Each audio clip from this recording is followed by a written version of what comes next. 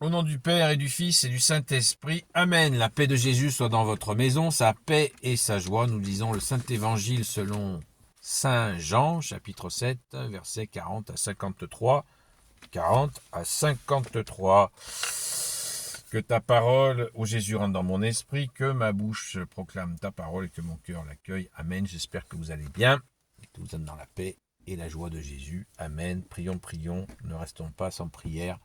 Face à tout ce qui se passe, n'en soyons pas indifférents, car énormément d'innocents sont pris dans ces engrenages. Discussion sur l'origine du Christ. Bien des gens qui avaient entendu ces paroles disaient « c'est sûrement lui le prophète ». D'autres disaient « c'est lui le Messie », mais certains demandaient « le Messie peut-il venir de Galilée ?» Le Messie est descendant de David, n'est-ce pas dit dans l'Écriture ? Et il doit venir de Bethléem, la ville de David.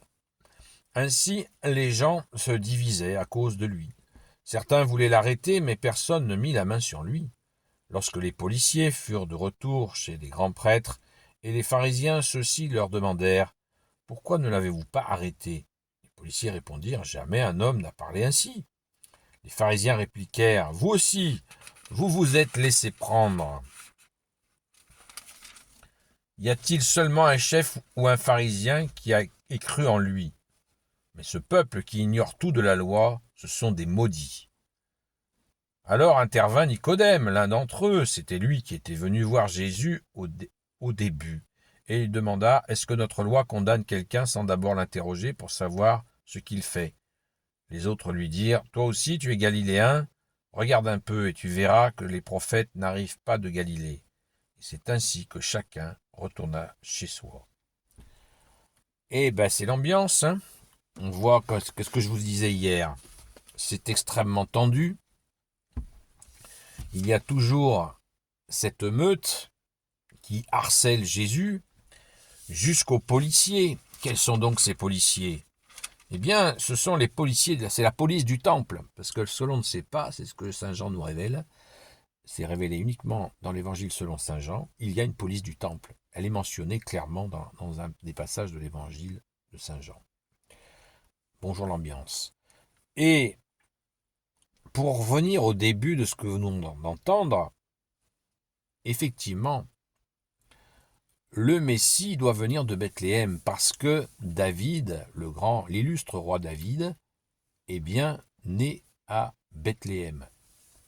Ce qui a fait que l'abominable Hérode, ce roi de pacotille de l'époque de Jésus, qui a été placé là par les Romains, donc c'est une marionnette, eh bien, ce type, pour faire illusion, s'est fait construire un palais, où donc ? Eh bien, à Bethléem, justement sur le lieu de la naissance de David, pour essayer de s'attirer la gloire de David, ce qu'il n'a bien évidemment pas eu. Mais ça donne une idée de la mégalomanie du type, quoi, qui cherchait toutes les ruses pour se faire passer pour un vrai roi, ce qu'il n'était pas, évidemment. Un vrai roi ou mais il n'avait pas du tout l'onction royale. Donc, cette discussion sous très haute tension à propos de Jésus, même les policiers se font traiter, vraiment très maltraités. On voit là, à travers... Mais ce peuple, verset 49, ce sont les pharisiens, les maîtres de la loi, qui disent ça, les mecs les tenants de la religion de l'époque. Des gens qui sont censés avoir un amour de Dieu et un amour des humains. Mais ce peuple qui ignore tout de la loi, ce sont des maudits. Voilà. Et Jésus nous dira que celui qui maudit son frère est digne du feu de l'enfer. Vous voyez, c'est pas le même style, hein. La malédiction est très utilisée dans leur bouche. C'est ce que Jésus dit à plusieurs reprises. Écoutez-les parce qu'ils avaient une connaissance de la Sainte Écriture, mais ne faites surtout pas ce qu'ils font. C'est-à-dire des choses, des méchancetés. Voilà. C'est assez effrayant d'entendre des trucs pareils. Et sachons bien qu'à l'heure où nous parlons, il y a les mêmes, hein, parce que ce sont les mêmes qui ont poussé pour la destruction de l'Iran comme des pays précédents autour d'Israël. Hein. Ce sont les mêmes agités. Ne croyons pas que ça, c'est un vague souvenir. Il y a parmi ces gens-là, des gens qui sont dans la même énergie mauvaise, qui vient du démon. Hein. Ça n'a rien à voir avec Dieu. Hein. Et ils se croient, ils se voient la main de Dieu. Et ils pensent que l'Iran est le dernier pays sur la liste qui doit être atomisé, détruit. Oui, oui. Et aux États-Unis, il y a 40 millions d'évangéliques de cette branche-là, parce qu'il y a des évangéliques d'autres branches beaucoup plus calmes, mais de cette branche-là, extrêmement dangereuse. Donc, on a là une idée du niveau de rage hein, de ces gens-là. Alors, au secours Jésus, supplions Jésus, le seul Messie définitif et pour l'éternité. Amen. Donc, on voit qu'ils ne sont pas tous comme ça, hein, parce qu'il y a une vraie division. Jésus, d'ailleurs, a dit qu'il était venu pour ça.